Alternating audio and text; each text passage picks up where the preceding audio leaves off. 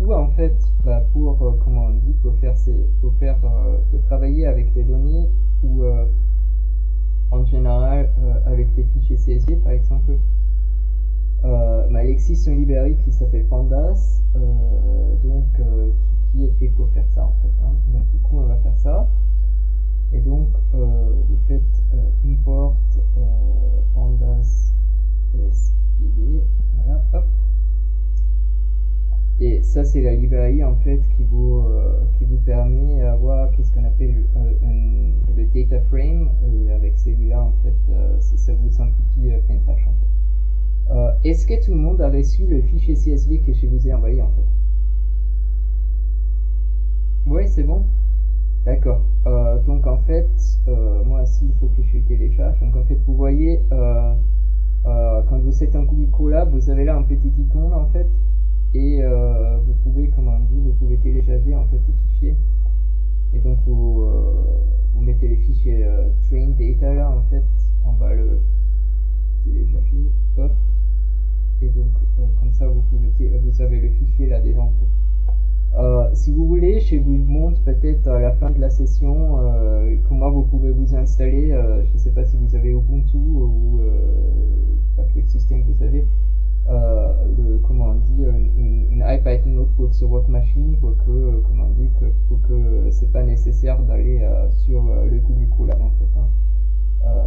Le Google Colab c'est utilisé parce que, comment on dit, pour que nous tous on a le même environnement et pour que vous pouvez facilement en fait suivre et faire le TD en fait. Voilà, c'est un peu ça. Hein. Est-ce que ça intéresse quelqu'un de savoir comment elle peut installer ça sur sa machine lui-même ou comment ça se passe? Pour voir un peu pour les plannings. Ça va? Vous m'entendez pas? Vous m'entendez? C'est bon? C'est bon? D'accord. Je vous entends mal en fait, c'est bizarre, mais bon. On va voir ça. Et donc du coup, vous avez ça, et peut-être c'est ça, si je mets ça un petit peu, je sais pas, on va faire ça.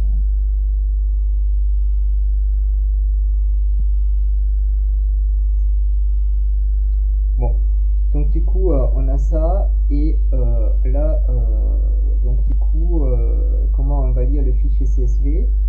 Donc vous faites df, donc je nomme ça df data frame, hein, et donc en fait on a importé pandas, et donc en fait vous avez juste une ligne à faire. Et donc vous voyez, vous pouvez aussi importer d'autres choses, hein, mais voilà. Et donc du coup on a read CSV. Et là, vous pouvez faire dans ce cas-là, c'est train data, CSV, et si j'ai fait ça, hop, comment on dit, on a toutes les données déjà dans Python en fait. Hein. Donc ça c'est qu'est-ce que je vous ai montré ce matin. Si on fait le truc manuel, là c'est tout automatique. Hein. Voilà. Et après, peut-être un jour, vous voulez faire autre chose que du pandas, et donc du coup c'est peut-être bien à savoir. Et donc, une des choses qu'on peut voir très vite, c'est donc on tape juste df, et donc normalement, maintenant, elle vous présente un peu un tableau, comment on dit, des données qui sont dans ce fichier CSV en fait. Ouais. Et donc juste pour vous dire un peu comment ça se passe, donc ça c'est une jeu de données que j'ai récupéré moi-même. C'était un jour, comment on dit, c'était un jour lors d'un entretien d'embauche en fait qu'on m'a donné cette jeu de données. Et en fait l'idée c'est, vous avez là des mesures en fait, donc le monsieur il prend, comment on dit, il prend un rayon, une texture, une périmètre, et donc ils font ça 3 fois, je crois 2 fois dans cette histoire là. Et la question c'est en fait, et donc il y a 2 types de cancers, donc est-ce que c'est, comment on dit, donc est-ce que c'est un cancer ou pas? Et donc vous avez cerveau 1, et la la question c'est est-ce que à partir de données là qu'on a en fait, donc effectivement ma âge, comment on dit, date de traitement, date de diagnose, voilà, est-ce qu'on peut prédire, et ces trois rayons là en fait, est-ce qu'on peut prédire que, comment on dit, qu'il va avoir un cancer ou pas en fait, hein, donc on va faire ça après. Et donc en fait c'est typique un problème de classification que je vous ai montré. Donc vous avez deux cases, soit vous rentrez dans les types cancer, soit vous rentrez pas dans les types cancer en fait, hein, donc c'est un peu ça. Et donc du coup, et ça en fait de l'autre côté, en fait, rayon 2, texture 2, périmètre 1, l'âge va être, comment on dit, vont être le, comment on dit, le features en fait, hein. Voilà. Donc c'est ça, et donc du coup, juste pour voir, comment on dit, quand il lit cette histoire-là, on fait df info, donc comme ça on a un autre point de vue en fait, et donc là il vous dit, quels sont, comment on dit, quels sont les types de données qu'il a lus. Et donc là, déjà, on voit, comment on dit, qu'on a un problème avec texture 2, parce que texture 2, en fait, c'est pas un flottant, mais c'est un objet. Donc visiblement, là, il y a des dents qui collent pas, voilà, c'est un peu ça des choses. Mais il faut toujours voir, et on peut vérifier qu'est-ce qu'on a en fait, hein. Et donc, le deuxième chose, c'est en fait qu'on a comme problème, c'est quand on regarde le date du traitement et le date de diagnose, que, comment on dit, que là vous avez 6 objets, donc parce que visiblement le date il ne peut pas numériser en quoi que ce soit, et donc du coup comment c'est enregistré là dans ce fichier, et donc du coup il n'y arrive pas en fait, voilà. Donc c'est ça. Et donc du coup voilà, donc du coup une autre chose, donc ça sont un peu des choses qu'on fait très vite. Une autre chose qu'on peut faire aussi, qui est très intéressant, juste pour regarder très vite, comment on dit, des données, c'est on peut faire quelque chose comme df core, voilà. Et donc en fait, ça vous donne des corrélations des tous vos colonnes en fait, hein. Et donc du coup, c'est très intéressant à voir, parce que si j'ai fait ça, hop, moi j'obtiens ça, et je vois par exemple comment on dit, on voit très vite comment on dit que quand je regarde ça, que comment on dit, que visiblement ma rayon 1 et texture 0, c'est pas vraiment corrélé. Et donc du coup, qu'est-ce qui peut m'intéresser, quelles sont les valeurs qui sont corrélées avec cancer type, hein, et donc du coup des histoires comme ça, on peut après voir, donc je sais pas, donc, par exemple là j'ai un 0,7, un 0,6, et donc du coup là quand je regarde ceux qui sont 0,7, je vais là-bas et je peux regarder, je sais pas qu'est-ce que c'était, mais c'est peut-être rayon 1, texture 1, une histoire comme ça. Et ça vont peut-être celui qui vont m'intéresser plus que les autres, hein. Donc ça c'est très vite, on fait ça, et on a un tableau, ça c'est la corrélation des Pearson, vous savez ça très vite, et comme ça vous savez très vite quelles sont, dans ce cas-là, linéairement, quelles sont les valeurs qui vont influencer en fait mon cancer type ou pas en fait. Ouais. Est-ce que ça c'est clair pour tout le monde à peu près? Ouais, voilà. Donc c'est ça. Après vous avez une histoire. Donc en fait, on peut, comment on dit, on peut transposer ces données-là. Donc en fait, pour que, comment on dit, pour que mes échantillons deviennent des colonnes en fait. Ça c'est ça. Donc c'est assez logique. Donc du coup, mes échantillons sont des colonnes et le truc, voilà. Et donc ça se fait aussi. On peut, par exemple, comment on dit, on peut par exemple, effectivement, on peut aussi sortir des données. Donc comment ça se fait, donc par exemple si j'ai là sort values, et donc du coup là je peux dire by, et après il faut trouver le bon index, donc par exemple qu'est-ce qu'on avait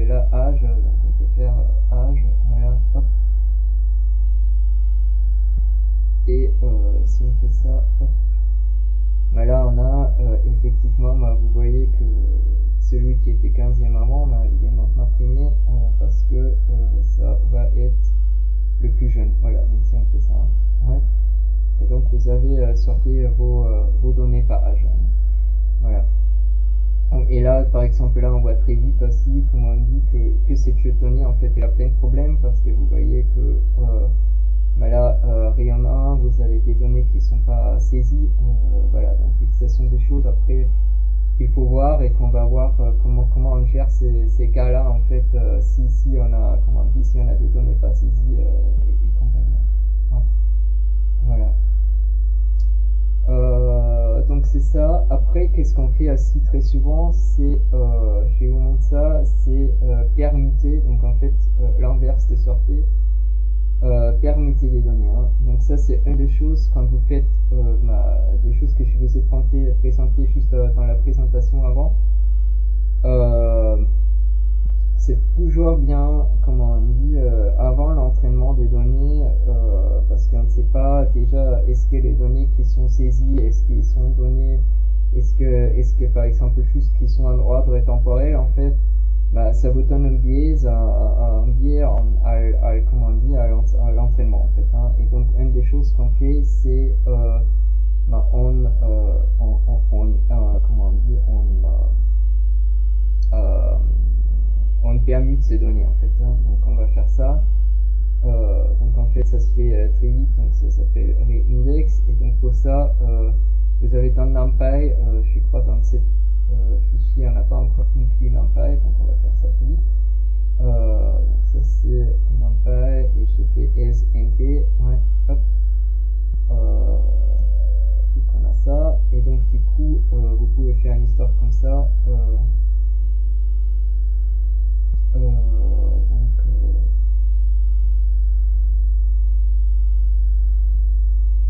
Donc là, vous prenez l'index de cette histoire-là, et donc si vous faites ça, bah, vous obtenez votre chute de données toujours dans les bonnes colonnes, mais en fait, les échantillons en fait randomisés. Hein. Voilà. Donc c'est ça. Voilà.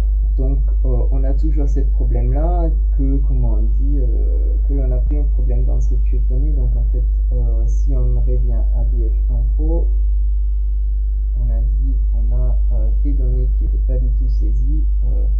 Donc en fait, on a par exemple texture 2, mais en fait qui est pas bien renseigné. On sait que treatment date c'est pas bien renseigné, diagnosis date c'est pas bien renseigné non plus. Et donc on va, comment on dit, on va essayer à faire une histoire déjà avec texture 2, et donc en fait pour obtenir, comment on dit, pour voir que l'on enlève l'objet là en fait. Et donc on a ça, hop, donc on va faire texture 2, et donc en fait on va remplacer les données et on va voir qu'est-ce qu'on peut faire. Donc on va faire du numérique. C'est s'appelle la fonction, voilà, et donc là vous pouvez faire, donc vous mettez effectivement dans ce cas là le tableau, la colonne du tableau qu'on va traiter, donc c'est texte 2, et là en fait on peut dire comment gérer les erreurs.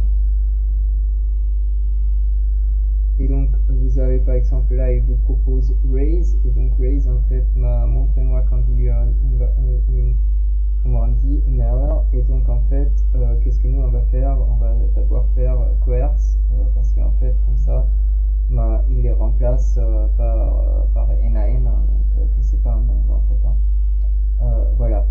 Donc on va faire ça, et donc du coup on fait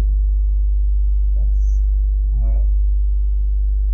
Et on va essayer si ça change quelque chose. Donc ça, ce sont des choses qui vont vous arriver souvent quand vous allez importer vos données, que comment on dit, que la plupart du temps en fait on passe comment on dit, on passe dans cette histoire de machine learning à mettre les données en fait en forme pour que finalement on entraîne le modèle, et une fois qu'on peut entraîner le modèle, la plupart ça marche. Donc c'est plutôt qu'on regarde si les données sont bonnes en fait. Voilà. Et donc du coup, si j'ai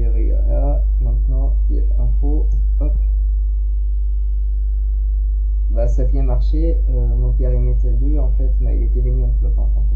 Voilà, donc c'est ce que comme vous voulez avoir. Hein. Ouais. Donc si on fait ça. Et donc pareil, si maintenant, si je veux juste regarder ces colonnes là, donc df, donc on prend la colonne, texture 2, hop, comment ça ressemble en fait. Et donc là, il me dit, ma texture 2, j'ai a priori toutes les valeurs gardées, et comment on dit, maintenant elles sont tous flottantes 64. Ça veut pas dire qu'il n'y a pas des NaN dedans, hein, donc ça il faudra voir après. Voilà. Donc ça sont des choses qu'on peut faire. Et après, par exemple, comment on dit, une des choses aussi pour très vite vérifier si les données sont à peu près correctes, c'est le plotter simplement en fait. Pour ça, en fait, on va utiliser un librairie qui s'appelle matplotlib. Donc, c'est ça. Ouais, donc là, il vous propose tout. Et on va faire comme vous voulez dire, donc splot, vérité, hop. Et on a fait ça. Et donc, du coup, le plus simple, c'est par exemple, comment on dit, pour voir est-ce que ça se passe à peu près bien là dans texture 2. On fait PLT scatter, voilà, et donc en fait scatter c'est en fait une XY en fait, hein. Donc vous avez des valeurs X et des valeurs Y à mettre. Et donc qu'est-ce qu'on va mettre comme X, donc on va mettre le longueur du truc, et donc je vous ai montré ce matin la fonction range, donc ça va être très bien, parce que ça va compter jusqu'à la longueur, hein. Donc on va faire une histoire comme ça. Après vous avez une fonction include qui s'appelle len. Donc ça c'est très intéressant, peut-être j'ai oublié ça ce matin, je ne vous ai pas montré malheureusement, c'est ce matin. Donc quand vous avez une liste et vous faites len de la liste, ça vous donne, comment on dit, ça vous donne le longueur de la liste.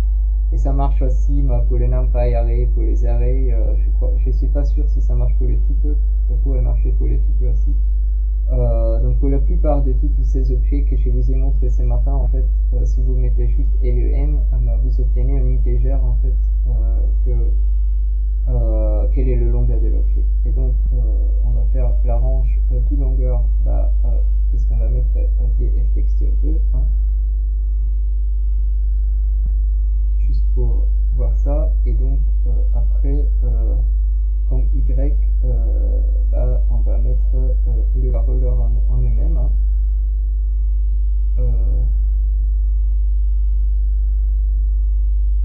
Voilà. Et donc du coup, si on fait ça, normalement, on devrait avoir... Non, ça n'a pas marché. Oui, d'accord, parce que là, il y a un point, ça n'a pas marché. Et donc du coup, on a une image et on voit, bon, ça se passe à peu près bien. On a peut-être, je sais pas, un outlier, on peut même pas dire si c'est vraiment un outlier. Et donc en fait, on voit que, comment on dit, que à peu près les données sont à peu près bien distribuées. Ça dépend toujours qu'est-ce qu'on veut avoir, qu'est-ce qu'on a. Donc après, comment on dit, quelquefois vous faites ça, vous retrouvez, ça va être peut-être un peu, comment on dit, le TD ou comment on dit, à plotter toutes les données qui sont dans cette data frame. Vous pouvez faire ça et voir si vous trouvez des valeurs qui collent pas en fait. Donc vous verrez que, comment on dit, que cette donnée elle a plein de soucis. Donc en fait, vous trouverez des colonnes en fait où les valeurs ils sont pas correctes, et vous pouvez proposer après comment les corriger. Donc je vous laisse faire ça vous-même, hein. Donc ça c'est un peu ça. Voilà. Et donc du coup, si on a ça, on peut, comment on dit, on peut gérer peut-être les deux autres encore. Et donc quand on a là, donc c'était surtout les données qui avaient, comment on dit, qui avaient une histoire temporelle là-dedans en fait. Donc c'était diagonal state, donc c'est ça, à quoi ça ressemble. Donc on voit très bien, en fait on a année, visiblement mois et jour, voilà, comme tel. Et l'idée c'est peut-être de, comment on dit, de faire autre chose. Et donc la proposition que j'ai fait, hein, donc il n'y a pas une bonne réponse, c'est on va faire date des diagnoses moins date comment on dit, donc le delta entre date des diagnoses et date des traitements, et on va voir si on retrouve comment on dit une moyenne de chiffrer ça en fait. Voilà. Et donc du coup qu'est-ce qu'on peut faire en fait, donc on peut se créer des objets temporels en Python. Et donc, pour gérer ces histoires-là, donc si vous avez des données temporelles qui sont enregistrées comme telles et vous voulez quantifier ça, donc vous avez toute une librairie pour jouer sur ça qui s'appelle DateTime, hein. Et avec celui-là, vous pouvez vous faire des objets qui correspondent à une date en fait en Python, hein. Et donc, ce que je vous propose, c'est, on va se créer un objet comme ça, et je vais vous montrer comment ça fonctionne. Donc, si je prends un là-dedans, on va tester ça, comment on peut convertir ça. Et donc, en fait, vous avez datetime, voilà, et donc du coup, ça une sous-fonction qui s'appelle encore datetime, hein. Et excuse-moi, datetime. Et donc en fait ça s'appelle str datetime, hein. Donc en fait ça vient d'une fonction C qui a historiquement cette nom, et c'est pourquoi ça marche comme ça, hein. Donc il faut pas trop chercher de temps en temps pourquoi les trucs ils s'appellent comme tel, ou pourquoi un truc il fonctionne comme tel, voilà. Et donc du coup, en fait, qu'est-ce que vous pouvez faire là en fait? Vous pouvez lui donner un string, donc c'est ce qu'on a là-dedans, hein, parce qu'en fait on a des chiens de caractères en fait qui vous donnent la date, et vous pouvez les convertir en date. Et donc du coup, comment on fait dans notre cas? En fait, on va tester ça, donc on prend, comment on dit, je sais pas, le 2003 là, 2003 11 04, et après, je vais vous faire lire le manuel de cette histoire-là, comment on arrive ça, hein, sinon vous trouvez ça sur internet. Et donc du coup, là, vous pouvez donner un autre string qui en fait, vous dites quel est le format que j'ai mis là en fait, hein. Donc pour avoir l'année en 4 chiffres, en fait, vous avez besoin de faire %y en capital, hein.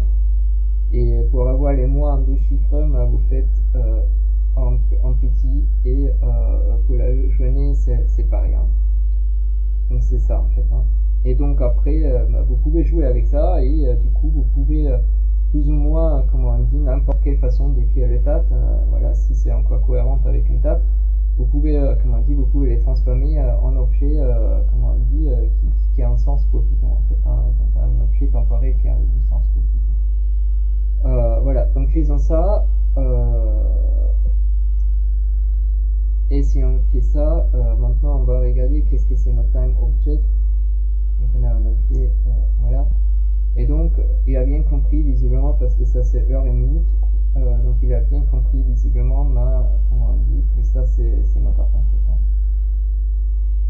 Et du coup, comment on dit, pour calculer la différence des dates, une des choses les plus simples à faire, c'est que vous faites qu'est-ce qu'on appelle le timestamp en fait. Et le timestamp, c'est normalement des secondes, qu'est-ce qu'on appelle le epoch de Unix, donc en fait à partir de du 1er février 1970, une histoire comme ça. Et donc si on fait ça, en fait là,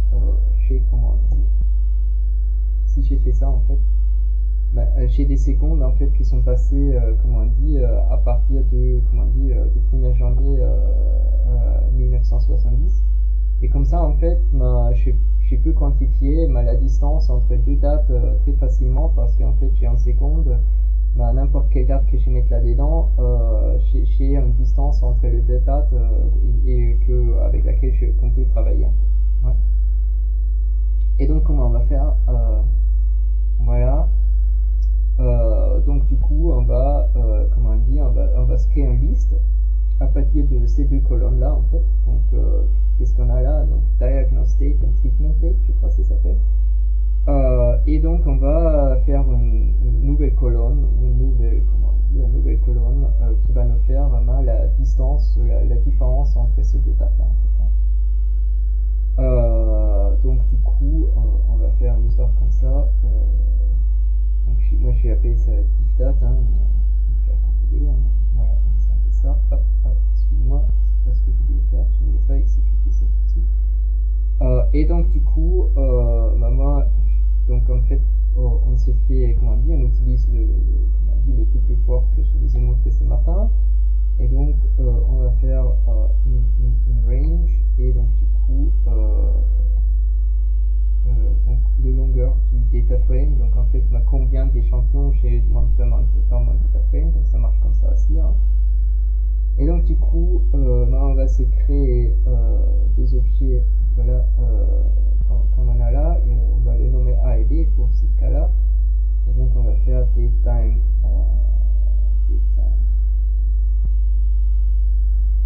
uptime, voilà, une histoire comme ça. Et donc du coup, on a treatment date, ouais, c'est ça. Hop.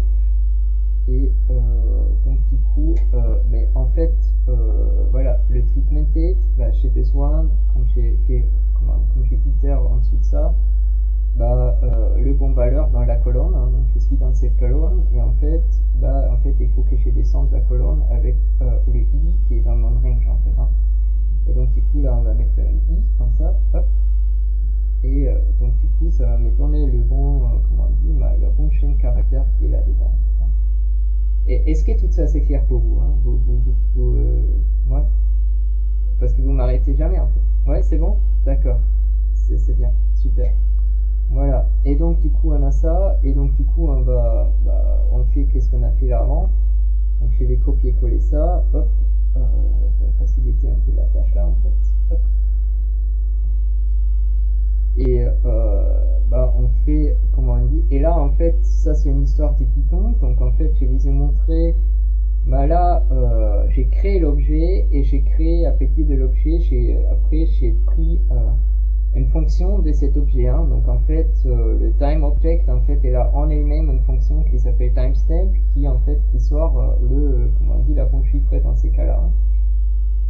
Et donc du coup, comme là en fait, j'ai fait datetime, donc strptime, hein, donc en fait ça crée cet objet, mais en fait c'est en elle-même déjà cet objet, hein, et donc du coup si là derrière je mets un point, hop, et j'ai fait timestamp,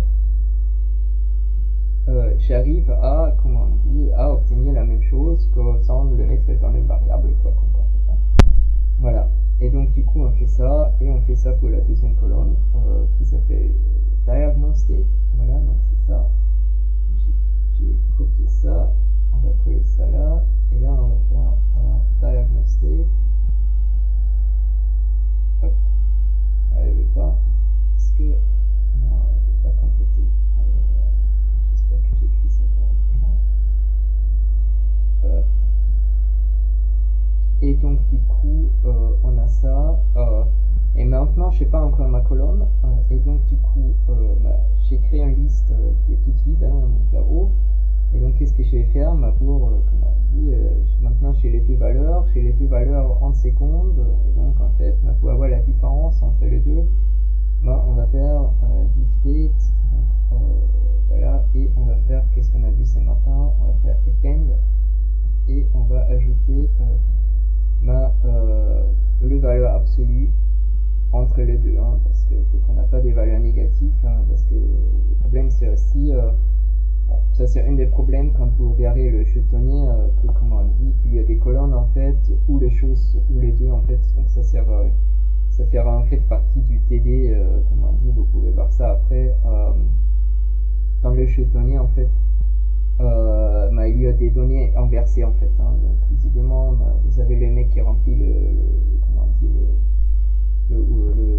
le tableau, ou peut-être la fille, hein, peu importe, mais donc du coup, et là, comment on dit, ils sont mal renseignés les données, et donc du coup vous avez quelquefois treatment date et diagnostic inversé, et donc du coup vous obtenez des valeurs négatives, et donc du coup on fait ABS. Et donc là ça vous dit déjà qu'est-ce que ça fait, donc ça vous donne les valeurs absolues qu'on a effectivement comment dire, la bonne différence en fait. Voilà. Et donc on fait ça. Voilà, et donc on va exécuter ça. Hop. Et si on a bien fait ça, on va vérifier est-ce qu'on a la bonne nombre de comment dire d'objets. Et donc on a comment dire, on a voilà, on a la bonne nombre parce que quand on regarde là, ma diagnostic, on avait 398. Donc il faut s'assurer de ça parce que si c'est pas la bonne nombre, vous cassez votre data frame là en fait hein, quand vous continuez. Hein. Et donc du coup ça c'est bon. Donc si vous n'avez pas la bonne nombre, il faut que vous ajustez votre jeu de données avant pour qu'il peut faire la manipulation que vous voulez faire. Pour que vous avez effectivement une liste qui corresponde au nombre d'échantillons que vous avez pris. Et donc du coup, on a le data frame, on va ajouter une liste, donc là je vais nommer ça diagnose traitement, voilà. Et donc du coup, on va faire, et là vous pouvez juste faire diff date. Et c'est tout ce qu'il faut faire en fait pour ajouter à votre jeu de données juste une colonne en plus en fait. Hein. Donc en fait si vous créez une liste en fait qui a la bonne nombre de valeurs en fait, la bonne nombre d'échantillons, si vous voulez ajouter une colonne vous faites ça comme ça et c'est fait. Hein. Et donc du coup si on fait ça, maintenant si on fait df, on dit au revoir, voilà, donc on a là à la fin la distance en secondes entre diagnose et traitement en fait. Voilà. Donc c'est ça. Et donc du coup on peut, comment on dit, on peut jouer avec ça, et donc du coup là a priori on peut enlever les deux autres parce qu'en fait disons comment on dit, les treatment dates et les diagnostic ne nous intéressent plus parce qu'en fait pour les types de comment on dit, pour les types de d'entraînement qu'on veut faire comment on dit, cette différence elle nous suffit. Et donc du coup comment on va faire, donc du coup on peut effectivement pareil comme qu'est-ce que je vous ai montré aujourd'hui avec les listes, vous avez une histoire qui s'appelle pop, voilà, et donc là en fait vous pouvez enlever une colonne en fait, hein. Donc, si vous faites ça, donc on a qu'est-ce qu'on va enlever, donc ça s'appelle treatment date et diagnostic. Donc on va faire ça, donc on va faire diagnostic,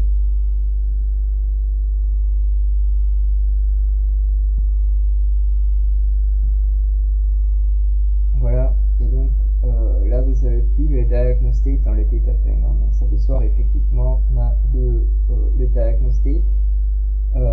Cette pop est très intéressant aussi parce qu'en fait ça vous sort les données, donc en fait vous pouvez le stocker si vous mettez juste un truc égal devant, vous pouvez vous stocker à part, hein. Et donc ça c'est bien pour qu'est-ce que je vous ai montré avant, pour séparer qu'est-ce qu'on appelle les features et dans le langage de machine learning et des targets. Donc dans notre cas le cas dans lequel on va rentrer, donc est-ce que ça va être un cancer ou pas. Donc on va séparer ça aussi avec pop, donc en fait, mais là on va garder effectivement le cancer type après pour entraîner envers cancer type et prédire est-ce que c'est un cancer ou pas. Voilà. Donc c'est ça. Et donc du coup on a fait ça, donc on a enlevé diagnostic, donc on va aussi enlever treatment date. Ce qui est un peu compliqué avec cet data frame là en fait c'est il y a, comment on dit, il y a des fonctions qui se font en place, mais il y a des fonctions qui font rien du tout en fait et qui vous affichent juste les valeurs en fait, ou qui sont en fait en copie si vous voulez. Et par exemple comme cette fonction là pop, en fait il vous enlève carrément les données de votre data frame, Et par exemple, l'histoire que je vous ai montré avant avec sortez des données ou comment on dit, cette histoire de permutation, mais si vous ne mettez pas forcément un égal devant, vous ne stockez pas les changements en fait. Hein. Donc voilà, donc c'est un peu ça. Hein. Donc par exemple, si là vous faites le PD to numeric, ouais, si vous voyez ça, et on ne fait pas le égal avant en fait, vous affichez les données en fait, mais ils sont pas changés. Voilà, donc c'est un peu, comment on dit, c'est un peu aléatoire à savoir est-ce que ça change in place ou pas, et donc faut faire très attention à ça en fait, est-ce que pour qu'on ne se casse pas ces données en fait, hein. Si on a l'impression, ça change pas in place, et ça change in place, bon on est un peu, voilà, donc très faire attention à ces histoires-là. Hein. Donc ça c'est ça, et donc en fait on va enlever le treatment date.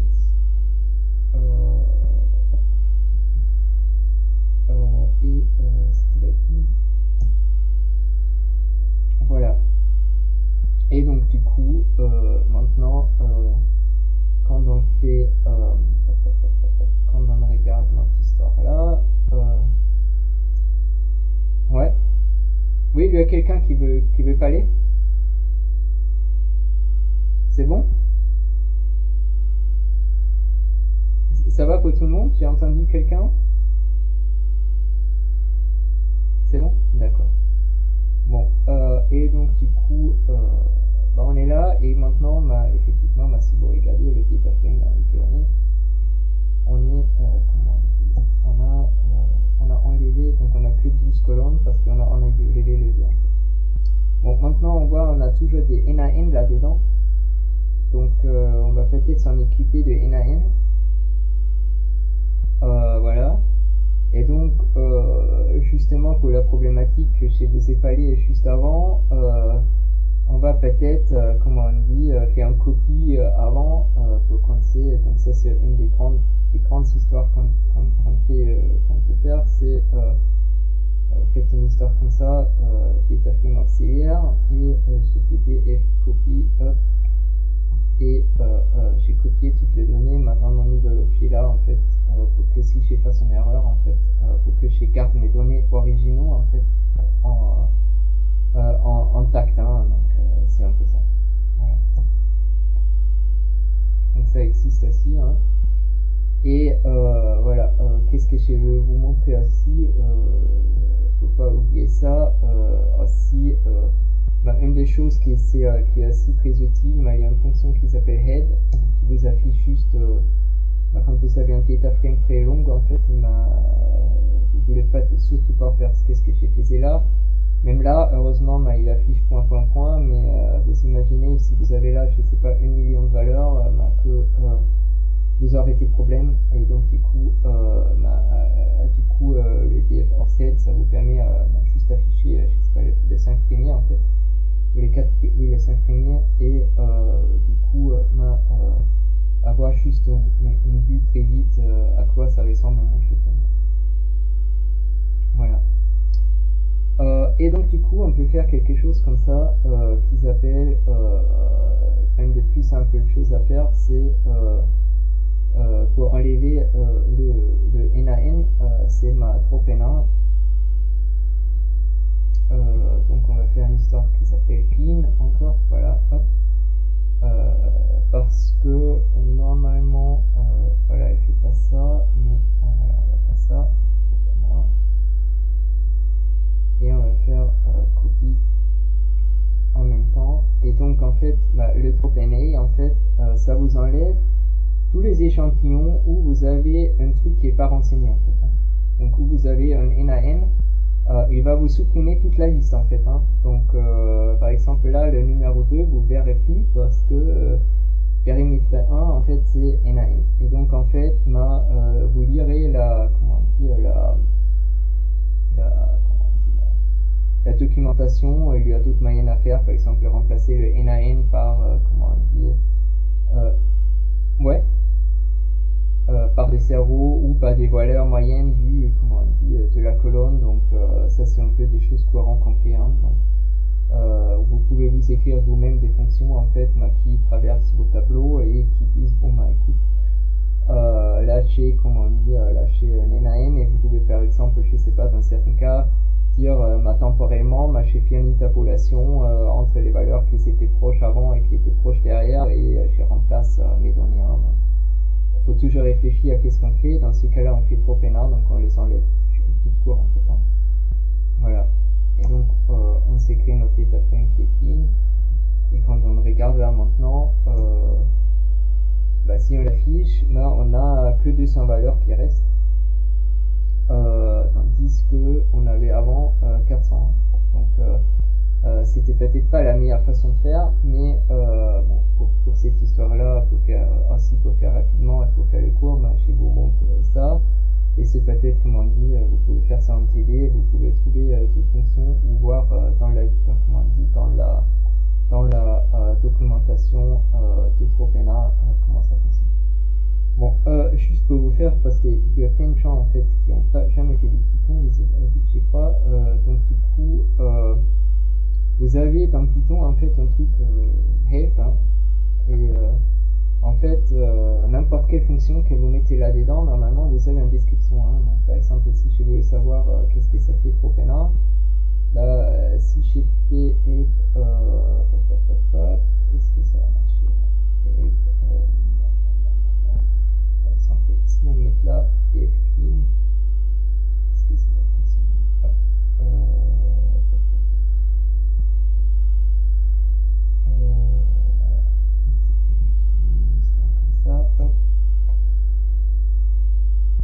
Et vous avez une description en fait, déjà que ça c'est un data frame et tout ce que vous pouvez faire avec cette data frame en fait. Ouais.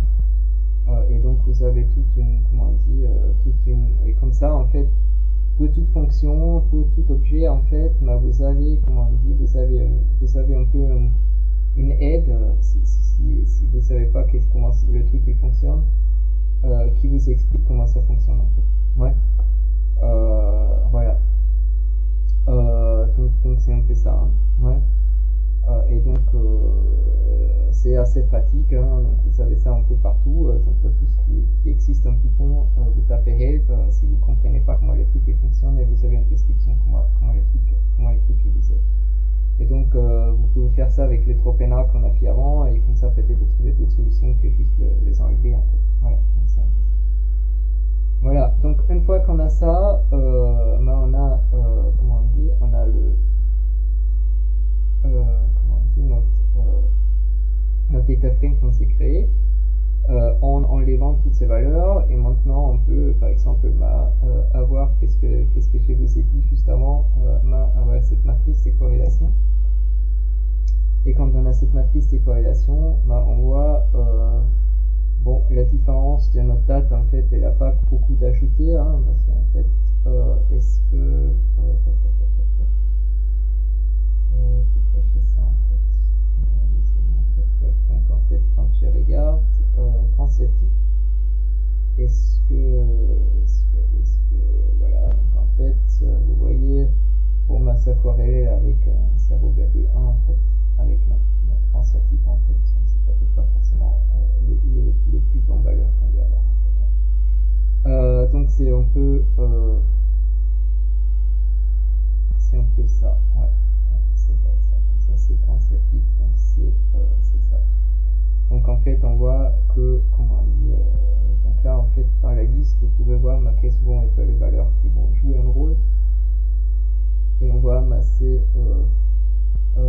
voilà, donc c'est essentiellement là le premier valeur là en fait jusqu'à cette colonne là, et quand on monte là vers la côté, juste pour que j'écarte, donc c'est a priori donc textueux 2, donc tout ce qui est là au-dessus, ça va a priori jouer un rôle, et visiblement la périmètre 2, visiblement il y a peut-être des problèmes dedans, parce que vous avez vu, il ne corrèle pas très bien, et on avait juste assis avant, quand on a vu, qu'il était détecté comme objet, parce que déjà il y avait des erreurs, et donc ça peut être pour ça que périmètre 2, en fait, cette colonne en fait, elle joue, elle marche pas très bien, et peut-être, donc ça va être peut-être les travaux pour la maison, trouver qu'est-ce qui va pas avec le périmètre 2, et peut-être, peut-être les corriger. Voilà, donc ça c'est un peu ça. après, par exemple, comme on dit, pour voir quel type de corrélation on a, qu'est-ce qu'on fait assez souvent, on fait juste un scatter, hein, et par exemple, comme on dit, qu'est-ce que vous pouvez faire, c'est par exemple, je veux savoir par exemple comment on dit, je vais pas vous montrer comment ça corrèle au cancer parce que sinon ça serait pas drôle, hein, mais par exemple quand on a là rayon 1, périmètre, ça c'est périmètre 0, et vous pouvez faire des histoires comme telles, et quand vous regardez ça, vous voyez quand vous voyez une image comme telle, vous voyez bon c'est comment on dit, c'est linéairement corrélé, hein, donc si par exemple là je vais prédire le périmètre à partir des rayons, je peux parce qu'en fait j'ai fait un fit de droite, hein, et je vais arriver à voir le bon périmètre, en fait. Mais ça on verra plus tard quand on fait la régression en fait, comment on peut prédire des histoires comme ça. Voilà. Et donc du coup, qu'est-ce qui est peut-être intéressant, qu'est-ce qu'on peut faire avec cette donnée-ci, c'est oui, vous pouvez effectivement filtrer, donc par exemple on peut faire une histoire comme ça, voilà, donc si je prends par exemple mon rayon 1 là en fait, et je veux juste avoir, je sais pas, on a regardé un peu les valeurs qui sont là dedans, je fais ça, et rayon 1, il est là, et par exemple moi là je vois, par exemple je fais une valeur qui est en 13, je sais pas quoi, et donc du coup je veux avoir que des valeurs qui sont plus grandes que 15 par exemple, hein. Je peux faire une histoire comme ça, et donc on peut faire ça, et donc vous écrivez ça, et ça vous donne que des valeurs qui sont plus grandes que 15, parce que ça vous met un trou là dedans, et à la bonne position, et ça fonctionne, et si vous faites ça, hop, vous avez que 113, parce qu'en fait vous avez filtré tous ceux où rayon 1 été comment on dit, était plus petit que 15, ils sont pas affichés en fait, hein. Voilà, donc ça sont des choses qu'on peut faire, hein. Après voilà, après plus compliqué, on peut carrément, comment on dit, extraire des sous-frames, voilà, disons ça comme ça, donc voilà, donc le plus simple, je vous montre un peu comment ça s'écrit, après on discute comment on fait ça. Donc je peux taper par exemple un truc comme ça, voilà, et excusez-moi, il faut faire ça, et donc périmètre 0, et voilà, et si j'ai fait ça,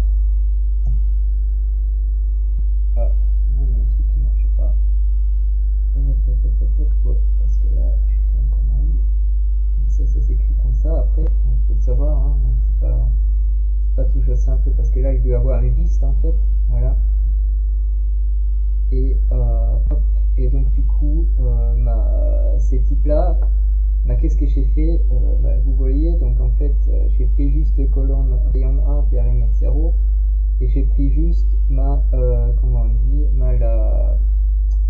comment on dit, du 3e au 8e échantillon en fait, sachant que normalement je crois là on commence par 0, hein, donc il faut toujours prendre ça en compte, hein. Donc en fait c'est le 4e, hein, mais qui est là la numéro 3, et donc du coup comment on dit, on a extrait comment on dit, une data frame comme telle, voilà, donc c'est ça. Et donc en fait pour ça on utilise cette fonction loc, et vous regardez pour ça aussi la fonction help un jour, parce qu'en fait elle a plein de fonctions, comment vous pouvez trouver une valeur ou des valeurs dans votre data frame que vous voulez extraire, voilà. Mais je crois déjà en comprenant ça en fait, vous avez compris beaucoup de choses, et vous pouvez vous déployer à faire beaucoup de choses en fait, ouais. Voilà, donc c'est ça. Et donc du coup là entre guillemets, on peut dire, bon, on a nettoyé notre jeu de données, hein, donc, mais bon, pas celui-là, parce que là, on a gardé l'original, mais, donc on a notre tf-aux qu'on a créé avant en faisant la copie là quand on a fait le Tropena. Et donc on peut dire ça sont nos données nos données qui sont nettoyées, et là je veux les sauvegarder, et donc du coup qu'est-ce que j'ai fait, il y a une fonction QCSV, et ça me permet de créer un fichier CSV à partir d'une data frame qu'on a en fait. Ouais.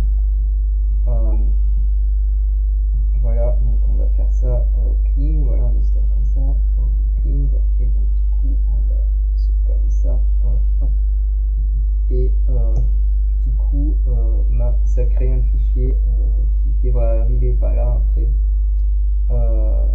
où vous avez un fichier CSV en fait, que là dans le collab vous pouvez le télécharger, dans le, comment on dit, là il est arrivé, comment on dit, si vous faites ça sur votre ordinateur, de toute façon vous l'aurez sur votre disque, le fichier en fait, hein.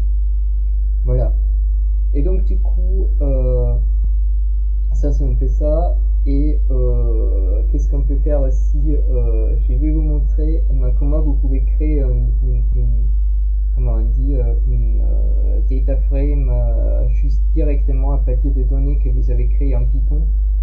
Donc parce que là je vous ai montré ça avec le fichier CSV, mais c'est peut-être pas très drôle, hein, parce que de temps en temps vous téléchargez des données comment on dit, dans d'autres formats et dans d'autres choses, ou dans, comment dire, vous trouvez des données directement à partir de votre code Python et vous voulez avoir dans une data frame comme tel. Et donc en fait ça se passe avec des dictionnaires en fait, hein. Donc vous pouvez vous créer un dictionnaire, et je vais vous montrer par exemple comment ça se passe. Donc on va nommer ça mes données, et donc je vous ai montré les dictionnaires, ça s'écrit comme ça, hein, avec ces crochets là, hein. Et donc on a A, et après je vous ai montré, vous pouvez mettre comment on dit, tout attribut que vous avez nommé, n'importe comment on dit, un autre type. Et donc là pour faire ça, il faut utiliser des listes. Donc vous mettez une liste en fait, et par exemple j'ai fait un truc comme ça, voilà, un truc comme ça. Donc là j'ai une liste, et vous savez, dans la liste là je pourrais avoir aussi dans la liste des noms, je sais pas quoi, plein de types de données différents, et du coup par exemple j'ai fait une histoire comme ça, et après on va faire une histoire B, et on va faire une histoire pareil, juste des chiffres pour que ça reste plus simple, hein. Et voilà, une histoire comme ça, et là en fait vous regardez en fait que les deux listes ils ont le même longueur, hein. Donc c'est un peu ça, et donc en fait vous pouvez maintenant comment on dit, vous pouvez maintenant à partir de cet objet là, vous pouvez directement créer un data frame en fait, hein. Donc en fait le A et le B ça va être vos colonnes, et ça va en être comment on dit, ça vont être les lignes en fait, hein. Donc en fait 2 et 3 ça va être comment on dit, le features en fait, hein. Donc là vous avez un feature vecteur de taille 2, et vous avez 2 et 3 en fait pour le truc. Et donc du coup déjà créer un autre objet là en fait, donc là on a notre dictionnaire, hein, mais et donc du coup si j'ai fait une histoire comme ça, je peux maintenant, comme on a importé pandas comme BD, hein, vous pouvez faire une histoire comme ça, data frame, et si vous faites là mes données, voilà, là vous avez une data frame comme telle en fait, hein. Voilà, et donc du coup ça vous permet programmatiquement, en jouant avec ces listes, en créant ces histoires là, à vous créer des data frames vous-même en fait. Voilà, donc ça c'est ça, voilà. Et donc là en fait on est comment on dit, là je vous ai montré un peu tout ce, comment on dit, tout ce que comment on dit, tout ce que je voulais vous montrer, juste Python, et comment on dit, peut-être data science de base. Donc là, en fait, c'est un peu ça. Donc après, il y a deux choses qu'on peut faire. Donc soit je vous laisse jouer avec tout ça et vous me trouvez toutes les erreurs qui sont là-dedans. Voilà. Donc soit vous plottez toutes les colonnes et vous me dites bon bah il y a eu un truc là et là qui va pas et blablabla. Ou soit on continue, on fait l'entraînement en fait. Voilà, pour pour faire qu'est-ce que je vous ai montré sur les slides, pour prédire carrément quel est le type de cancer, où on fait ça des mains et vous jouez jusqu'à 16 heures avec ça en fait. Voilà. Qu'est-ce que vous préférez de faire en fait? Dites-moi. Ça va, c'est là encore?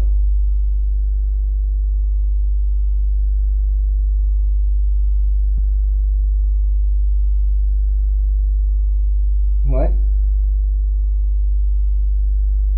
Ouais. Le deuxième choix, c'était quoi en fait? C'était faire l'entraînement, c'est ça? Ouais. Est-ce qu'il y a d'autres champs? Ouais. Donc l'idée c'est soit on fait une histoire un peu d'aider, donc vous jouez avec le data frame là et vous regardez si vous avez tout compris là, qu'est-ce que je vous ai montré, ou si vous avez des soucis avec tout ça et vous essayez, vous prenez le fichier CSV que je vous ai envoyé et je vous l'ai joué un peu. Et si vous n'arrivez pas, à nettoyer votre chutonier, vous me posez des questions.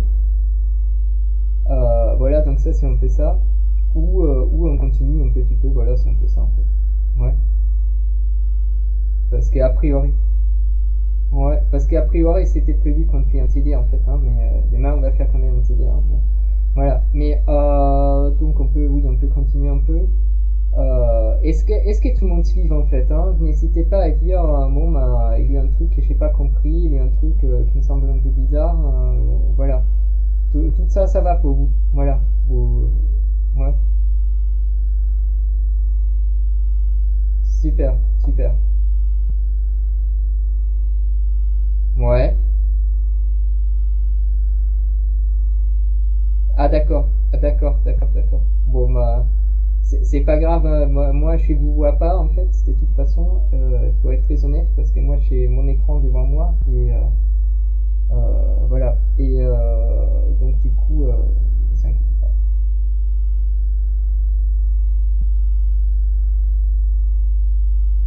Vous voyez plus mon partage d'écran? Bon bah d'accord. Bon, les autres vous voyez tous bien, tout se passe bien en fait? Ouais, super. Bon, très bien, très bien. Bon, donc du coup on a fait ça et voilà. Donc qu'est-ce que je peux vous montrer? Ouais, donc on a fait ça, voilà. Et donc du coup on a notre DFHooks là qu'on a nommé clean là en fait. Et donc du coup on va continuer à jouer avec ça et on va faire on va faire un peu le vrai machine learning. Et donc qu'est-ce qu'on fait là normalement, c'est quand on a cet data frame là,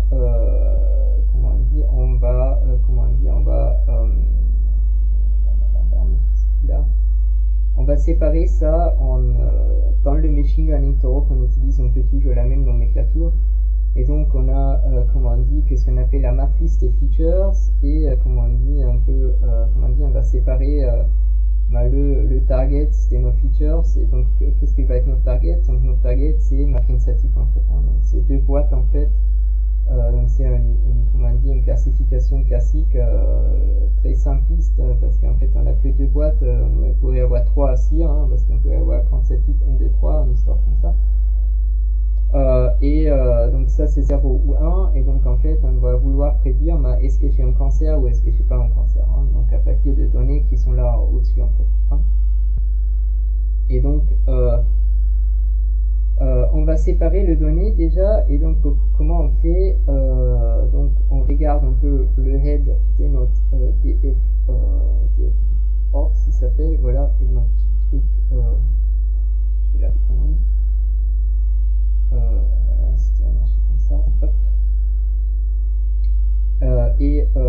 Quand j'ai ça, en fait, on voit, bon, je vais séparer quand statique du reste, et donc je vous ai montré, il existe le pop, hein. Et donc on va faire ça comme ça, et donc pour faire ça on va faire une histoire comme ça, donc on va appeler ça y, donc l'écran d'y, voilà, et donc normalement on appelle le target y le, comment on dit, le features x, voilà, donc c'est un peu ça, et après on a une fonction qui fit x à y en fait, hein, donc c'est un peu ça. Comment, quand vous lisez la littérature, ça s'appelle toujours un peu comme ça en fait, hein. Et donc du coup là c'était FAUX, voilà, et donc du coup on va faire pop, et donc là il faut juste qu'on comprenne bien le bon truc, et donc ça va être, je crois, cancel type, non, ça comme ça, on va faire cancel, voilà, hop, et donc du coup ouais, c'était en marché, hein. Et donc du coup chez mon y, ou chez l'écran statique, effectivement, hein, et comment on dit, et chez le, comment on dit, le df AX, qui va être notre x en fait, hein, voilà. Un truc plus facile, comment chez vous, c'est comment on ne fait pas toujours les heads, hein, donc il existe aussi ça en fait. Je vais vous montrer ça aussi pour vous faciliter un peu les tâches, hein, donc il existe ça, hein, et quand vous avez ça, vous voyez très vite, comment on dit, vous voyez très vite, vous avez, non, en fait, vous avez en fait toutes les colonnes et comment elles sont nommées, hein, donc juste, comment on dit, pour que vous savez pas toujours les heads à faire, hein, voilà, c'est un peu ça. Voilà, donc on a fait ça, on a extrait le target, et donc du coup, qu'est-ce qu'on va faire en fait? On va rescaler nos données en fait. Donc pourquoi on fait ça? Je vais vous dire ça en faisant en fait, hein, donc, pour faire toute cette histoire de machine learning, donc en fait toutes les cours que je vous fais là en fait, il va jouer à toute une librairie, donc comme je dis ça va être une histoire très appliquée, toute une librairie qui s'appelle scikit-learn. On peut trouver ça sur internet, vous tapez scikit-learn, donc ça s'écrit comme ça, hein. Voilà, si vous tapez ça sur Google, vous trouvez la site web. Et donc en fait, il a plein de fonctions, et donc on va importer pas toute scikit-learn, mais en partie, déjà on va faire le, comment on dit, le scaling du scikit-learn, hein. Donc en fait voilà, scikit-learn, voilà, et donc là il y a un truc qui s'appelle preprocessing, voilà, hop, et donc là on va importer qu'est-ce qu'on appelle le standard scaler, voilà. Et donc en fait le truc c'est on a par exemple le diagnose state, quand on a fait cette histoire là, vous voyez que ça a des valeurs comment on dit, terrifiantes. Voilà, comment on dit, le rayon et le périmètre sont peut-être, comment on dit, pas forcément, comment on dit, vous voyez le périmètre il est beaucoup plus grand que le rayon et tout ça. Et donc en fait, quand on entraîne, on voudrait, comment on dit, donc on met ça, tout ça à l'échelle, pour que normalement, donc ça, qu'est-ce que le standard scalaire est fait, mais pour que déjà que ça c'est un tour de comment on dit, de 0 et 1, une histoire comme ça, et qu'est-ce qu'on fait aussi très souvent, on enlève la moyenne en fait, hein, donc et que vous enlevez la moyenne, et que comment on dit que votre le sigma, je sais pas comment on dit ça en français en fait, que les écarts il est entre -1 et 1 en fait, hein, donc c'est histoire comme ça en fait, un calcul on peut faire, hein.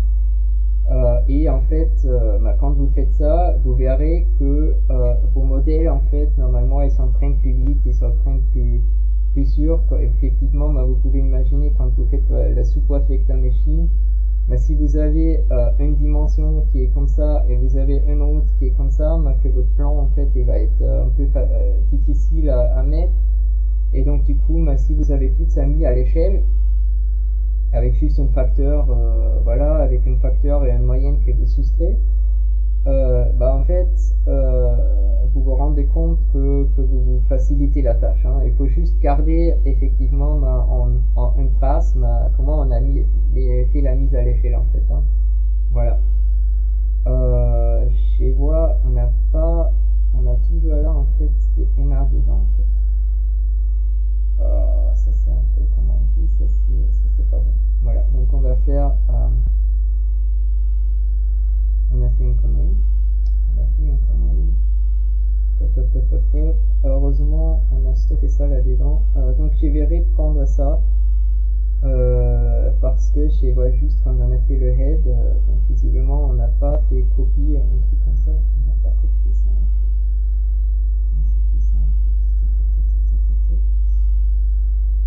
Si, ça c'est. Ouais, c'est ça, on a mis ça dans les TF-Clean. Voilà, donc on n'aurait pas dû utiliser le TF-OX, mais on aurait dû utiliser le TF-Clean en fait. Moi je suis désolé, hein, donc je me suis trompé, hein, donc du coup, voilà, donc du coup il faut refaire, comment ça s'appelle là, l'histoire là avec les Y en fait, donc il faut refaire le Y à partir du TF-Clean, donc je vais faire ça tout de suite. Donc on va faire ça comme ça, hop. Et normalement, ça c'est l'histoire qui est faite avec les iPad Notebook. Donc faire ça et on a très vite le bon truc en fait. Ou pas, parce que ça m'étonne.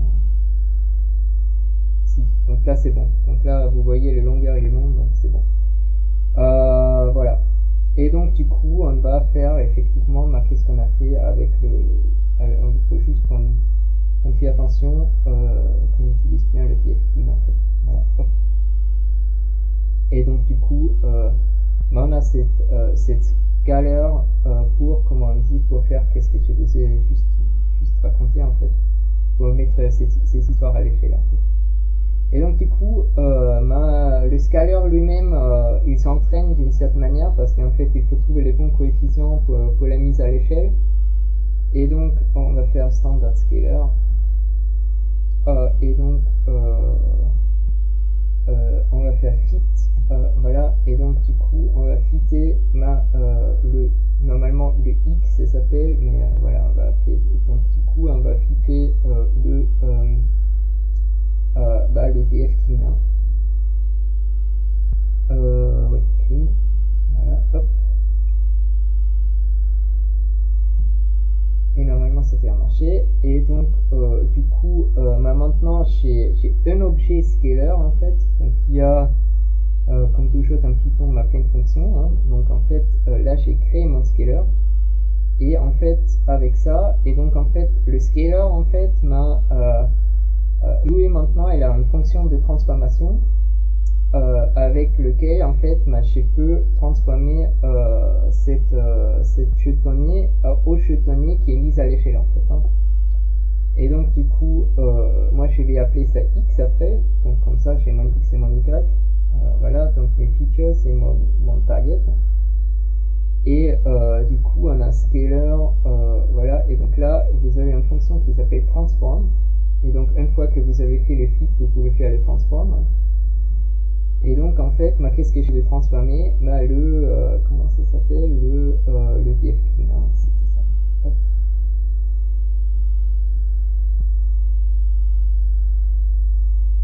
Voilà, c'est bon. Et donc maintenant, quand tu regardes mon X, en fait, comment on dit, le scaler, effectivement, il vous casse le theta frame parce que toutes ces fonctions, en fait, ils comprennent le theta frame, mais ils sont plus généralistes. Et donc, du coup, vous obtenez par lignée, en fait, un array. Et normalement, le truc là, en fait, il devrait avoir moyenne 0 et, comment on dit, le sigma, comment ça s'appelle en français, le écart, c'est ça. Donc le sigma, vous voyez, si vous mettez une gaussienne, vous avez un sigma en fait qui vous dit comment elle est large votre gaussienne en fait. quand vous êtes au sigma, en fait, vous devrait être à 0, en fait. Vous devrait être à 1, en fait. Hein, donc c'est un peu ça, en fait. Hein, comment le données là, ils sont renormalisés. Hein, ouais. Voilà. Et donc,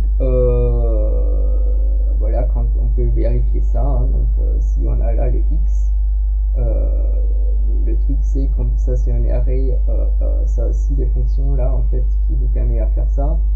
Et donc du coup, si je veux juste avoir la moyenne de mon x, je peux aussi faire ça. Et vous voyez, bah, c'est E-17, donc vous voyez très bien que ça c'est 0 en fait. Et quand j'ai fait la déviation standard, oui, oui, c'est bon? Ouais, c'est ça, ouais, c'est ça. Donc vous créez votre objet scalaire là en fait, à partir de cette fonction standard scalar là en fait, voilà, donc c'est ça. Vous mettez le fit, donc d'abord vous faites le fit avec lequel vous créez votre scalar, et après vous avez un scalar où vous avez une fonction qui s'appelle transform en fait. Ouais, c'est bon? Ouais, voilà. Et donc si on regarde la déviation standard là en fait, on est à 1. Voilà, donc c'est tout à fait ce que l'on voudrait avoir en fait. Ouais, voilà. Et donc maintenant on va faire notre, comment on dit, notre histoire de classification, et je vous ai montré juste avant la support vector machine, donc vous pouvez importer ça, donc on a sklearn support vector machine, import, voilà, SVC, et on va faire ça, et donc du coup SVC c'est le support vector classifier, ouais, et donc voilà, donc, le classificateur qui fait qui va nous mettre le bon plan en fait pour qu'on tombe dans les bonnes boîtes, hein. Donc si on est à droite ou à gauche du plan, il va nous dire est-ce qu'on va avoir un cancer ou pas en fait, hein. Voilà, donc ça c'est un peu ça. Et donc en fait vous avez plein de types de classificateurs qui existent, hein. Et donc juste, je vais vous préparer là un peu une liste de tout ce qui existe. Et ça va être un peu pour la maison. Vous pouvez après tester les autres. Est-ce qu'ils sont meilleurs ou plus mauvais que celui qu'on utilise là en fait. Ouais. Et en fait, tout ce que je vous montre là, en fait, ils fonctionnent tous pareil, hein. Donc c'est un peu ça. Donc je vais vous mettre là la liste, comme ça vous avez la liste après, parce que je vais vous envoyer de toute façon le notebook, et après vous avez la vidéo aussi, hein. Mais et donc du coup ça c'est la liste de, comment on dit, de quelques classificateurs. Il y a encore beaucoup plus, mais voilà, donc je vous ai juste sorti une liste comme ça. Et donc du coup on a maintenant là le support vector classifier. Donc du coup je nomme ça CLF, et donc qu'est-ce qu'on fait normalement, c'est on se transforme son truc, et normalement le truc il a plein de paramètres, et donc là en fait on va faire une histoire comme ça, donc kernel, et donc en fait la support vector machine elle a un noyau, et le noyau en fait comment je peux vous expliquer ça pour pas rentrer dans tous les détails, en fait les noyaux en fait, moi je vous ai montré que vous pouvez séparer avec un plan, mais vous pouvez aussi avoir un plan courbé en fait. Donc en fait vous courbez votre espace pour que le plan en fait il devienne courbe, et comme ça vous pouvez fitter un plan dans un espace courbé qui finalement est une courbe. Et ça s'appelle le noyau, et donc là on va mettre linéaire, et comme ça en fait on va rester avec un plan, hein. Et vous pouvez voir comment on dit, vous allez sur le site de scikit-learn, et vous regardez, vous tapez dans la liste, là vous avez sur le site de scikit-learn, vous avez quelque part un truc à rechercher, et donc vous mettez SVC et vous regardez les autres noyaux que vous avez, et voilà, et vous pouvez un peu regarder la documentation autour de tout ça en fait. Ouais. Voilà. Et donc du coup, on a notre classificateur. Comme je vous ai montré, en fait, pour toutes les autres, ça sert à pareil, hein. Donc vous mettez CLF, le classificateur que vous avez là, et le paramètre, s'il y a des paramètres, vous prenez juste des paramètres par défaut, et en fait, vous pouvez suivre tout le protocole que nous on a là en fait. Ouais. Voilà. Et donc, le classificateur, en fait, comment on l'entraîne, en fait, donc, en fait, on va faire fit, voilà. Donc, ça, c'est l'entraînement. Et donc, qu'est-ce qu'un fit? Comment on dit, le X contre le Y, en fait. Hein. Donc, nos features contre le target, en fait. Hein. Voilà. Et donc là, parce que ça, c'est un data frame, ça marche pas toujours bien. Donc, en fait, un des grands trucs là en fait qu'on peut faire, c'est mettre ça to NumPy. Je sais pas si ça va marcher. Mon X est déjà NumPy parce qu'en fait, comme on a appliqué le scaler en fait, mais il est sorti en NumPy en fait. Voilà. Enlève-moi, c'est pas ça, ça s'enlève pas. Non, c'est bon. Et donc du coup, on fait ça et une fois qu'on a fait ça, hop. Et donc là, on a obtenu le classificateur fité en fait. Voilà. Bon. Et donc du coup, on a donc du coup, on a nos données. Et une fois qu'on a entraîné le classificateur, en fait, maintenant, qu'est-ce qui m'intéresse, c'est prédire effectivement avec mon classificateur. Hein. Donc en fait, je peux faire CLF predict. Ouais. On peut dire voilà, et là si je prends un échantillon, il va me dire est-ce qu'il va être cancer ou non en fait, hein. Donc c'est un peu ça l'idée. Le problème c'est il faut mettre l'échantillon à bon format en fait, hein. Donc c'est un peu ça. Et donc en fait on a vu chez mon X, hein, et donc du coup on va faire juste quand on prend, donc il faut qu'il ait en même format que le X. C'est pourquoi il faut bien garder le scaler qu'on a là en fait et le scaler transform, parce qu'en fait c'est pourquoi si là le fit et le transform sont deux parties différentes en fait, hein.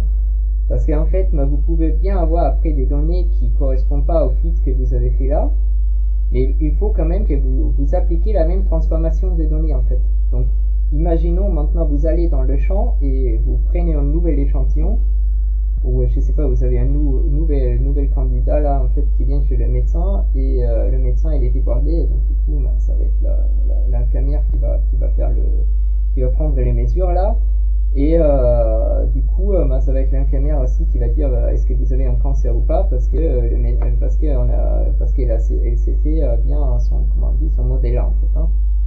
Et du coup en fait comme on a cette modèle là, elle peut prédire est-ce que ça va être cancer ou pas. Mais pour ça, en fait, il faut que vous gardez le scaler quand vous avez fait cette mise à l'échelle, parce qu'en fait, vous prenez vos données originaux en fait que vous avez pris pour faire la prédiction, vous les passez par la transformation, et après vous pouvez le rentrer dans le predict en fait, hein.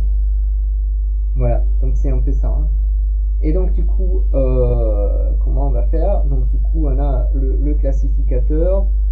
Et là on va faire juste si je prends les X là en fait, j'ai mon histoire derrière là, et si je prends les X1, est-ce que ça marche? Ouais, donc en fait là je prends juste la première ligne de mon X, voilà, et donc il est déjà transformé effectivement, et on va prédire qu'est-ce que ça va donner là en fait.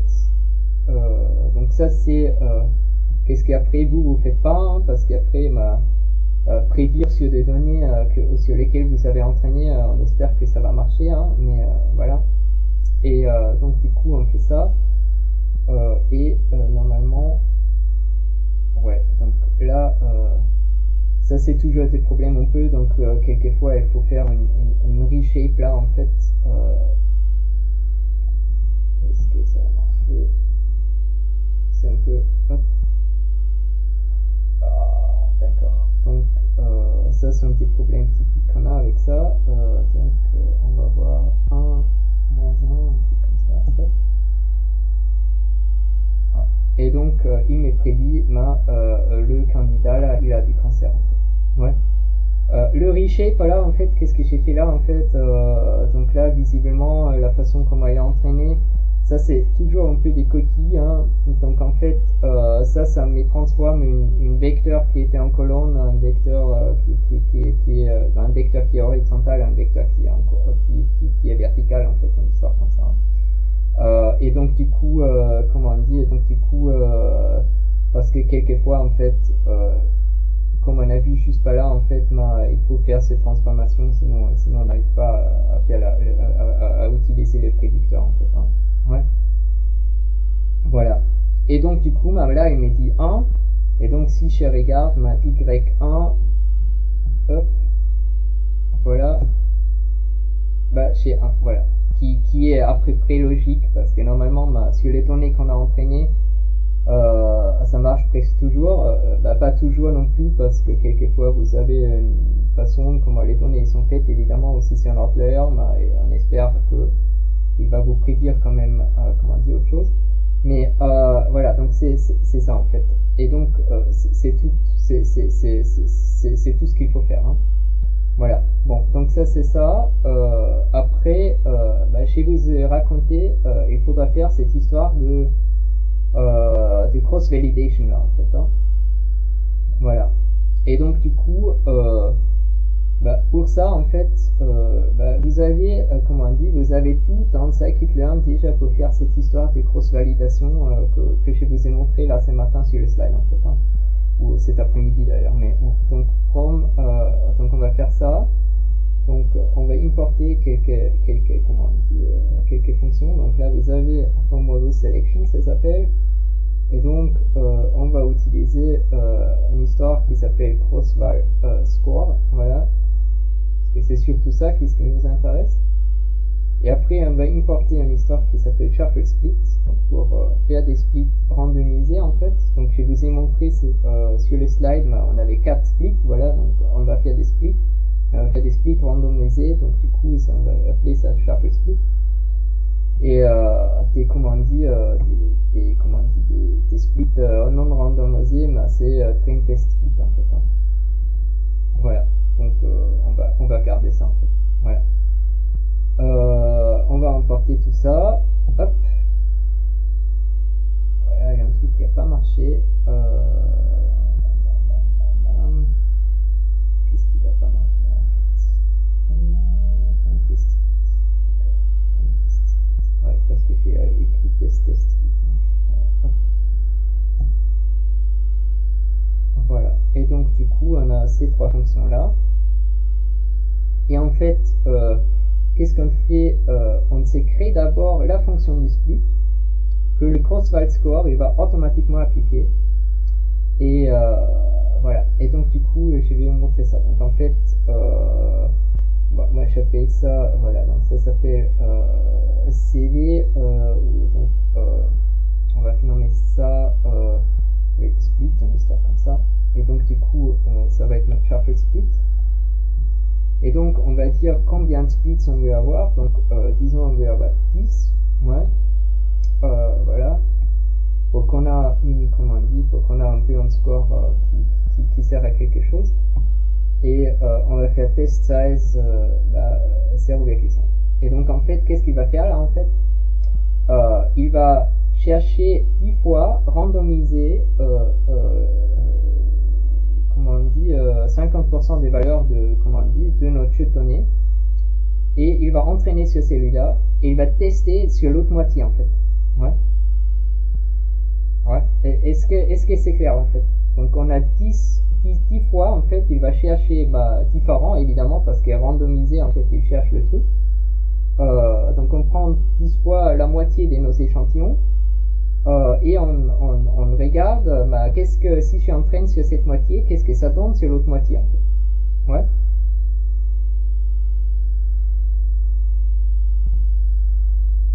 Ouais, c'est exactement ça. C'est exactement ça. Voilà. Sauf que ça n'a pas marché. Parce que là, il manque une 10. Voilà, c'est ça. Hop.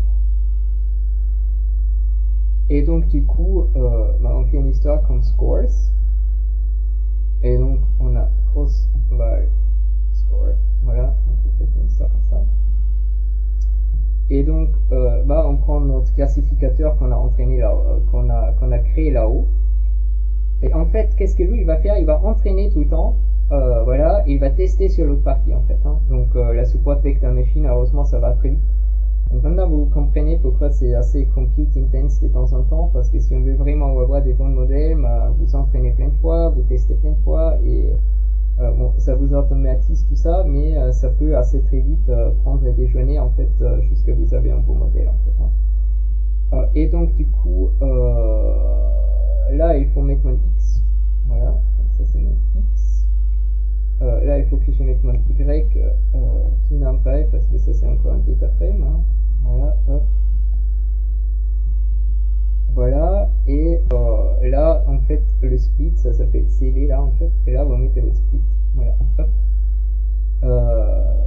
Et donc du coup c'est ça, et si j'ai fait ça, moi j'obtiens des scores, donc si je veux imprimer le score, bah, dans ce cas là je peux juste faire ça. Et donc, il a fait 10 fois ça, et donc du coup, ça sont des scores qu'on a obtenus. Et donc en fait, on a vu que notre support vector machine, elle est magnifique, parce qu'en fait, bah, quand tu prends la moyenne de ça, une histoire comme ça, bah, on peut dire, je sais pas, 0,8 près, on est bon à prédire est-ce que le monsieur il a un cancer ou pas. Hein, voilà. C'est parfait. Hein. Et donc du coup, bah, on peut faire ça très vite. Hein. Donc, si on fait la scores min, voilà, hop, on a ça. Et ce qui nous intéresse aussi, bah, c'est effectivement la déviation, parce que si la moyenne est bon, mais quelquefois ça marche pas du tout, on est quand même paumé. Hein. Et donc, qu'est-ce qu'on fait là? Normalement, c'est le standard error, hein, donc les plus moins, hein, donc ça, on fait la déviation standard, pas de un truc comme ça. Et donc, vous pouvez dire, bah, là, vous pouvez écrire, bah, c'est 0, donc c'est 85%, plus moins, voilà, plus moins, voilà, c'est celui-là en fait, plus moins, voilà, plus moins ça, que votre modèle est fonctionnant. Voilà. Donc ça c'était fait. Donc moi je m'arrête là. Je vous laisse comme devoir m'a tester les autres, comment ça s'appelle, les autres classificateurs. Voilà, vous pouvez faire ça.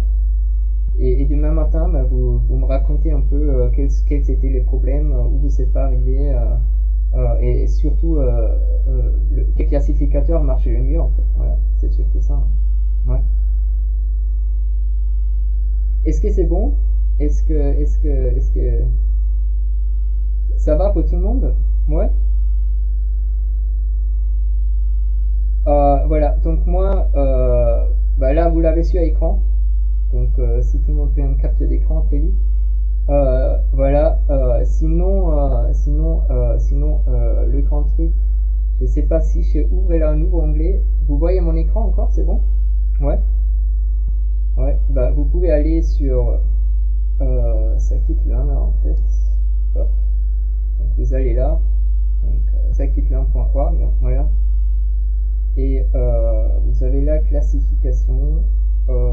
Et voilà, et donc vous trouvez une liste, voilà, donc vous trouvez tous ces types de classificateurs qui sont là en fait. Ouais. Mais linear regression, je ne vais pas faire ça. Classification, est-ce qu'il y a là un bon liste de classificateurs en fait? Pourquoi il me met ça en fait? Regardez là. Algorithms, voilà, ils ne me mettent pas dans les bons trucs en fait, parce qu'ils me mettent en supervised learning.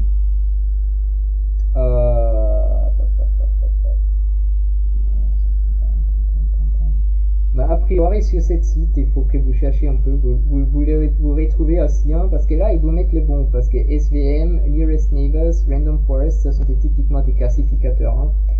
Mais le chose c'est en fait, bah, quand vous allez là à Moire, bah, ils vous mettent carrément dans Supervised Learning, et Supervised Learning, bah, c'est une sous-groupe en fait, donc ça comprenne la régression en fait. Et la régression, on va faire des mains en fait. Donc la régression, elle est assez proche à ça. Donc plein de fois, vous pouvez utiliser le classificateur pour comment on dit, pour la régression aussi. Parce que qu'est-ce que c'est la régression en 3 mots? C'est là, dans la classification, on met des trucs dans des cases. Et dans la régression, bah, vous trouvez carrément valeur. Hein, donc vous suivez une courbe, voilà, vous trouvez le bon truc sur la courbe en fait. Hein, donc c'est un peu ça. Voilà, donc c'est pas prédire un cas, mais prédire une ou plusieurs valeurs en fait. Voilà, c'est un peu ça en fait. Voilà. Et donc du coup, soit vous regardez là, soit bon, je vous laisse ça, et de toute façon je vous envoie le e-Python notebook là après le cours. Vous aurez effectivement, comme j'ai écrit ça là-dedans, vous aurez le classificateur cellulaire en fait. Voilà. Ouais, voilà. Ça va pour tout le monde? Ouais, ouais, super. Est-ce que vous avez, est-ce que vous avez des questions avant qu'on finisse pour ce soir? Non? Bon. Bon, j'espère que ça vous a plu, j'espère que vous trouvez ça intéressant, hein, j'espère que c'est pas trop sec. Voilà, et voilà, ça va être plus cool après, hein, donc voilà, c'était vraiment ce matin parce que voilà, il faut que tout le monde ait un peu un niveau et comprend quand j'ai tape la reshape et tout ça en fait. Qu'est-ce qu'on fait et que ça c'est on appelle une fonction et ça c'est une portée fonction et tout ça en fait. Voilà. Donc j'espère que c'était compréhensible et que c'était comment dire, que vous avez aimé ça. Et si vous avez des questions encore, posez-le. Sinon, comment dire, si vous êtes timide, vous pouvez aussi m'écrire un email. N'hésitez pas. Voilà. Et sinon, je vous laisse et on se voit demain à 10h. Voilà.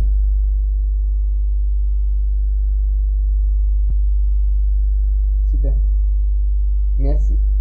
Merci à vous. Merci à vous. Merci à vous. Merci à vous. À demain. À demain. À demain. À demain. À demain.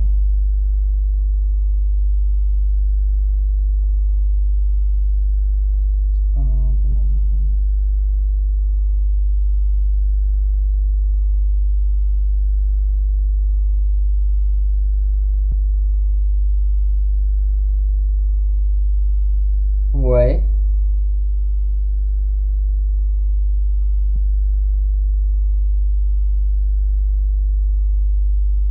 Ouais. Ouais.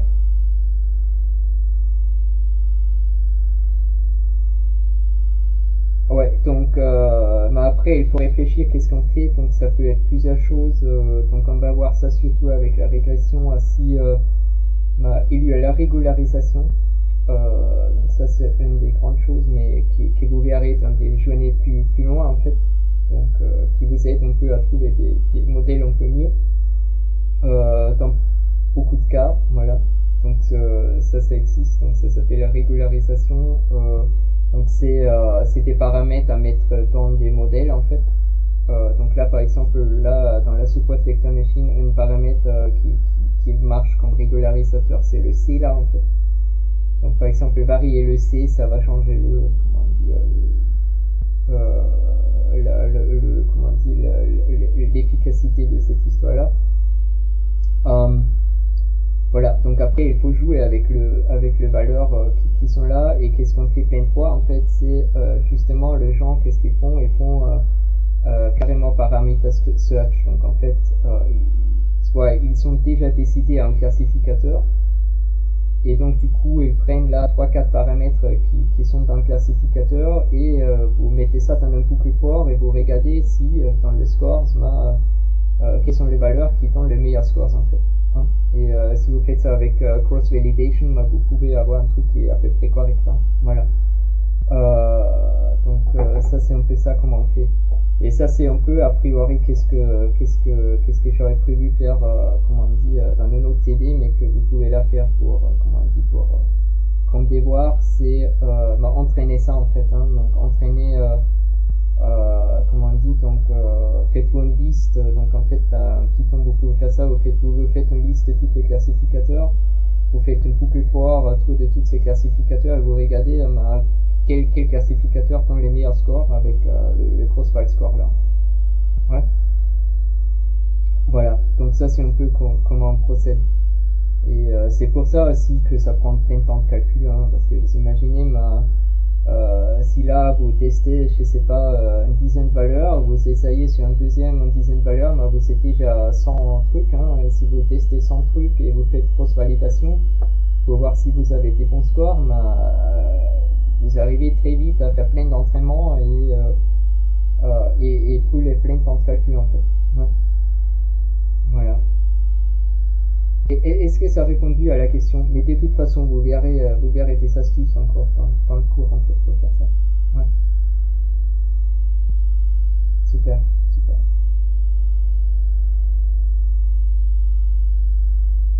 Ouais, ouais, ouais,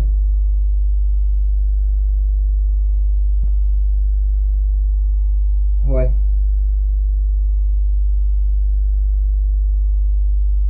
ouais.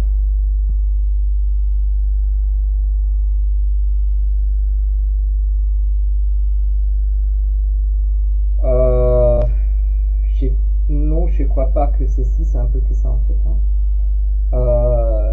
Vous pouvez, oui, a priori, vous pouvez vous faire une colonne vide, voilà, et après, comment on dit, modifier effectivement bah, dans la colonne vide le valeur. Oui, ça peut se faire, oui. Voilà.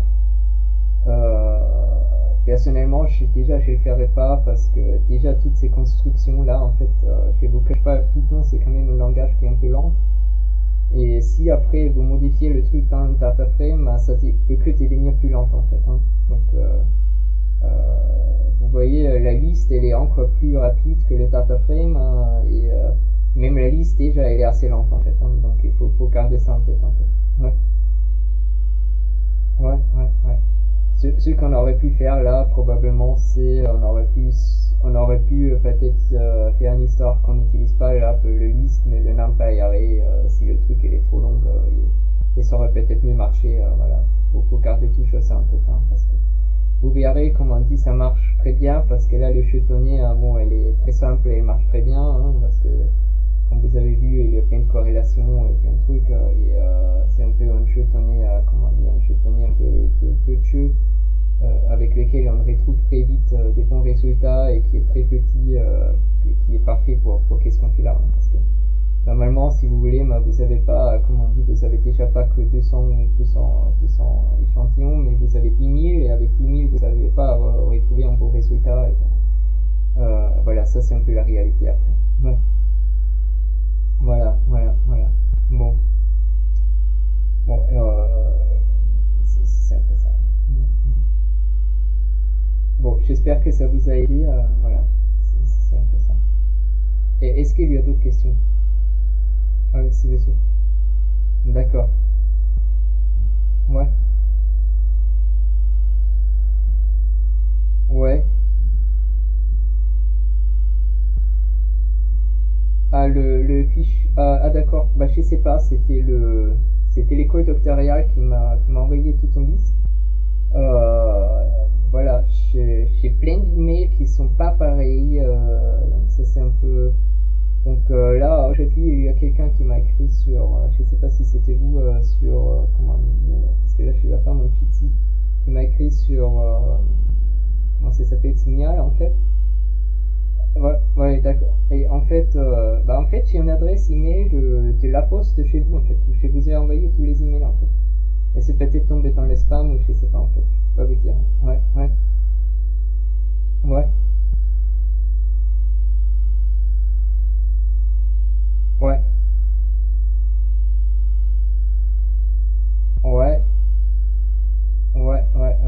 Bah là, parce que vous m'avez écrit ce matin, en fait, vous avez un du MNHN, en fait. Non? Non, c'est pas le même, en fait. D'accord, j'ai cru que c'est pas le même, en fait. D'accord. Bon, c'est pas grave. Bon, bah, là, vous m'avez écrit dans le chat, bah, envoyez-moi un email, en fait, c'est peut-être mieux, hein, envoyez-moi. Ouais. D'accord, et je vous ajoute à Zoom, en fait. Voilà, pas de souci, pas de souci. Bon, est-ce que c'est bon pour tout le monde? Est-ce qu'il y a une question encore par quelqu'un d'autre, peut-être? Je sais pas s'ils sont là encore. Voilà.